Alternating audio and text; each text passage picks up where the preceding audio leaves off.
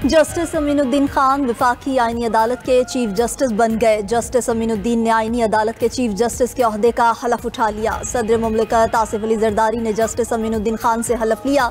तकरीब हलफ बर्दारी में वज़ीर आज़म शहबाज शरीफ और वफाकी वज़रा की शिरकत। फील्ड मार्शल आसिम मुनीर, पाक फ़ज़ाई और नेवी के सरबराहान भी शरीक हुए। Chief justice Pakistan justice Yahya Afridi, chairman senate की भी शिरकत। पहले मरहले में वफाकी आईनी अदालत के 3 जजेस ने भी हलफ उठा लिया। आईनी अदालत के सरबराह जस्टिस अमीनुद्दीन ने जजेस से हलफ लिया। जस्टिस हसन अजहर रिजवी, जस्टिस आमिर फारूक और जस्टिस अली बाकिर निशवी ने हलफ उठाया। चीफ जस्टिस वफाकी आईनी अदालत जस्टिस अमीनुद्दीन खान ने चार्ज संभालते ही काम शुरू कर दिया। साबिक डिस्ट्रिक्ट एंड सेशन जज मोहम्मद हफीजुल्ला खान रजिस्ट्रार आईनी अदालत तैनात। मजहर भट्टी सेक्रेटरी टू चीफ जस्टिस वफाकी आईनी अदालत होंगे। उधर वजारत कानून ने वफाकी आईनी अदालत के 6 जजेस का नोटिफिकेशन जारी कर दिया। नोटिफिकेशन के मुताबिक जस्टिस हसन अजहर रिजवी जस्टिस आमिर फारूक आईनी अदालत का हिस्सा होंगे। जस्टिस अली बाकिर नजफी, जस्टिस के आगा भी आईनी अदालत में शामिल। जस्टिस रोजी खान और जस्टिस अरशद हुसैन शाह भी वफाकी आईनी अदालत में बैठेंगे। जस्टिस के आगा कल बतौर जज वफाकी आईनी अदालत का।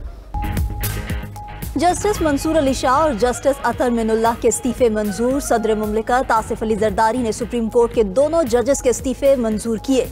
दोनों जजेस गुज़श्ता रोज अपने ओहदों से मुस्ताफी हो गए थे। इस्तीफों की मंजूरी का नोटिफिकेशन भी जारी कर दिया गया।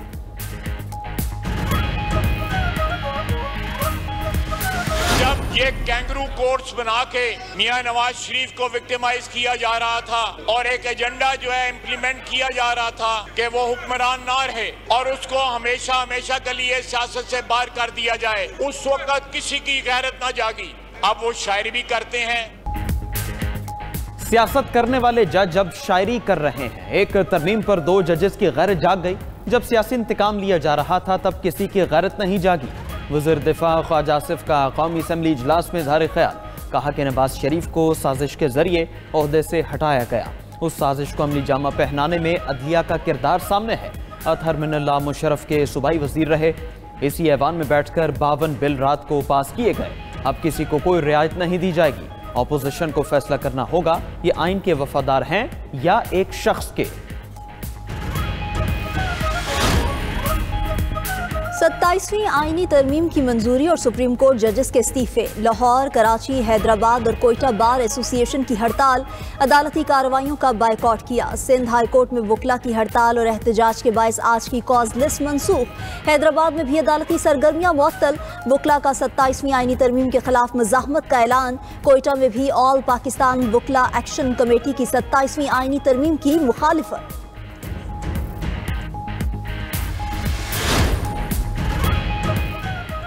सुप्रीम कोर्ट ने रूल्स 2025 की मंजूरी दे दी। चीफ जस्टिस पाकिस्तान की ज़ेर-ए-सदारत फुल कोर्ट इजलास का एलामिया जारी। सुप्रीम कोर्ट रूल्स 2025 से सर्विस डिलीवरी बेहतर होगी।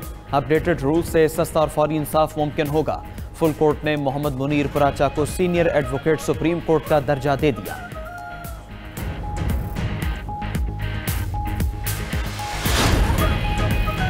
आर्मी, एयरफोर्स और नेवी तरमीमी एक्ट सेनेट से मंजूर। प्रैक्टिस एंड प्रोसीजर तरमीमी बिल भी ऐवान बाला से मंजूर हो गया। वफाकी वज़रा इसहाक डार, ख्वाजा आसिफ और तारिक फजल चौधरी ने तीनों बिल पेश किए। PTI और JUI के अराकीन की बिल्स की मुखालिफत, भरपूर एहतजाज किया। सेनेटर हमायूं महमद और कामरान मुर्तज़ा का बिल्स को कमेटी में भेजने का मुतालिबा मंजूर न हुआ। चेयरमैन यूसुफ रजा गिलानी ने कहा कि बिल्स कमेटी में भेजना होते तो ऐवान की राय की क्या जरूरत थी। सेनेट से मंजूर कवानीन तौसीक के लिए सदर मुमलिकत को इरसाल कर दिए गए। उधर 27वीं तरमीम बाकायदा आइन का हिस्सा बन गई। आइनी तरमीम का गजट नोटिफिकेशन जारी।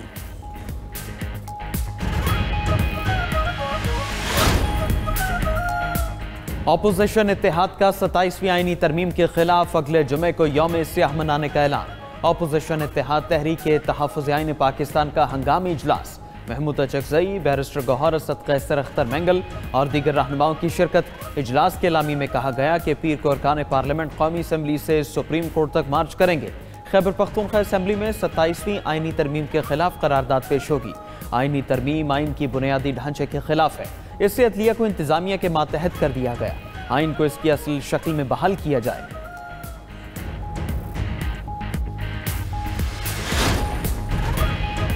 पेशावर हाई कोर्ट का सियासी सरगर्मियों में सरकारी वसाइल का इस्तेमाल रोकने का हुक्म। खैबर पख्तूनख्वा हुकूमत के खिलाफ दायर केस का तहरीरी फैसला जारी। अदालत ने तहरीरी फैसले में लिखा कि जलसों और मिलियन मार्च में सरकारी वसाइल का इस्तेमाल न किया जाए।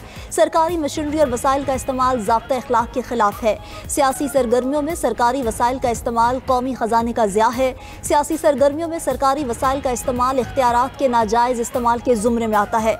रियासत सरकारी और सियासी तकरीबात में तफरीक करे।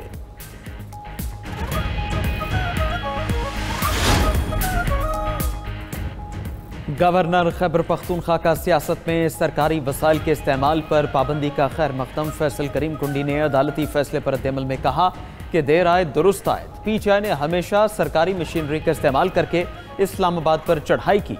ऐसा फैसला बहुत पहले हो जाना चाहिए था। पेशावर हाईकोर्ट के फैसले को सराहा जाना चाहिए। वज़ीर आज़म के कोऑर्डिनेटर इख्तियार वली खान ने कहा कि पेशावर हाई कोर्ट ने मुनासिब फैसला दिया है। केपी हुकूमत ने रैलीज में सरकारी असलहा इस्तेमाल किया।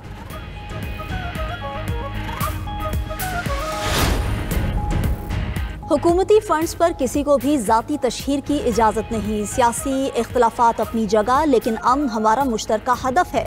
सूबाई असम्बली की तमाम करारदादों पर अमल दरामद किया जाएगा। वज़ीर आला खैबर पख्तूनख्वा सुहेल आफरीदी का सूबाई काबीना के इजलास में इजहार ख्याल। कहा कि रेडियो पाकिस्तान पर 9 मई हमले की तहकीकात के लिए इंक्वायरी कमीशन कायम होगा। कमीशन तमाम शवाहिद जमा करके सूबाई काबीना को रिपोर्ट देगा। सूबे को सूद से पाक करेंगे। काबीना इजलास के बाद मुशीर इत्तलात खैबर पख्तूनख्वा शफी जान ने कहा कि सरकारी इश्तिहार में किसी की तस्वीर नहीं लगाई जाएगी। पेशावर हाई कोर्ट को मशवरा है दीगर गैर आईनी चीजों को भी देखे।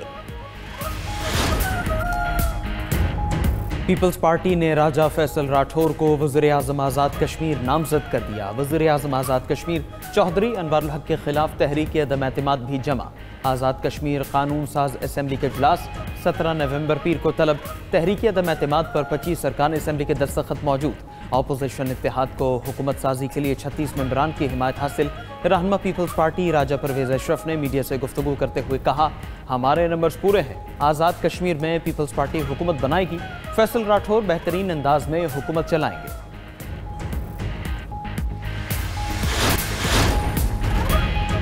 पाकिस्तान और ताजिकिस्तान का अस्करी ताउन बढ़ाने पर इत्तफाक। फील्ड मार्शल आसिम मुनीर से ताजिक वजीर दिफा की मुलाकात। दिफाई ताउन और इलाकाई सलामती के अमूर पर तबादला ख्याल किया गया। इलाकाई सलामती के शोबों में ताउन बढ़ाने पर इत्तफाक किया गया। सदर आसिफ अली जरदारी से भी ताजिक वजीर दिफा की मुलाकात। सदर मुमलिकत ने कहा कि ताजिकिस्तान से मौशी और दिफाई ताल्लुकात मजबूत बनाना चाहते हैं। ताजिकिस्तान वस्ती एशिया का दरवाज़ा है और पाकिस्तान ताजिकिस्तान के लिए समंदर तक रसाई का रास्ता है।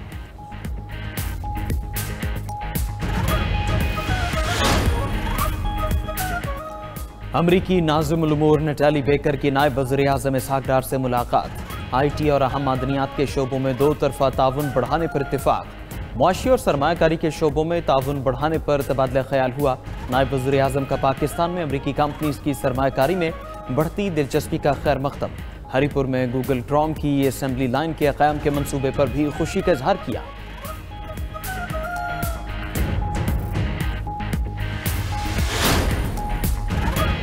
बलोचिस्तान असम्बली में कम उम्री में शादी की मुमानियत का बिल मंजूर। अपोजिशन का असम्बली इजलास में शदीद एहतजाज। स्पीकर डाइस का घेराव करते हुए बिल नामंजूर के नारे लगाए। अपोजिशन और हुकूमती अराकीन के दरमियान सख्त जुमलों का तबादला भी हुआ। अपोजिशन लीडर बलोचिस्तान असम्बली का बिल को अदालत में चैलेंज करने का ऐलान। वज़ीर आला बलोचिस्तान सरफराज बुगटी ने कहा कि असम्बली ने कसरत राय से बिल मंजूर किया। कानून साजी करना हुकूमत का आईनी हक है।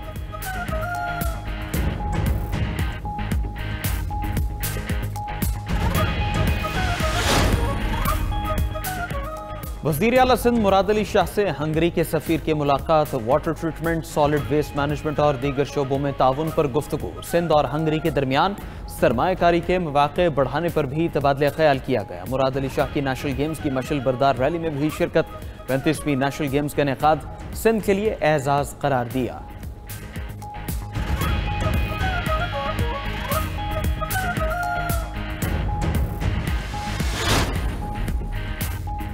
मुल्क में VPN सर्विस लाइसेंसिंग का आगाज। PTA ने VPN सर्विसेज के लिए 5 से ज़ायद कंपनीज को लाइसेंस जारी कर दिए। इक़दाम का मकसद महफूज और कानूनी VPN सर्विसेज की फ्राहमी को मुनज़्ज़म बनाना है। सार्फिन अब लाइसेंस याफ्ता कंपनी से बराह रास्त VPN सर्विसेज हासिल कर सकेंगे।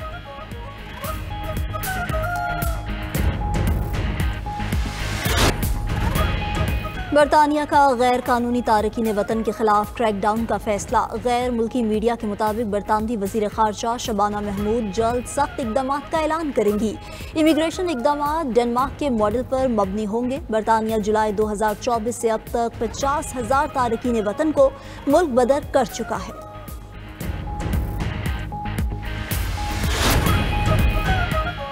बिहार असेंबली इंतखाबात में मोदी सरकार कामयाब। बीजेपी के इंतखाबी इत्तेहाद ने 201 नशिस्तें जीत ली।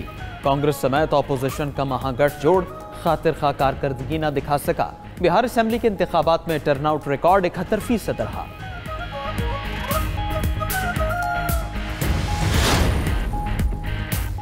रूस ने मशरकी यूक्रेन के 2 मजीद देहात पर कब्जे का दावा कर दिया। रूसी वजारत दिफा के मुताबिक रैया और यस्टोपल का कंट्रोल रूसी फौज ने हासिल कर लिया। रूसी अफवाज पुरएतमाद अंदाज में पेशकदमी कर रही हैं। उधर रूस के हमलों में 8 यूक्रेनी शहरी मारे गए। रूसी हमलों से आज़रबाईजान के सफारत खाने को भी नुकसान पहुंचा। आज़रबाईजान का रूस से एहतजाज तहकीकात का मुतालबा कर दिया।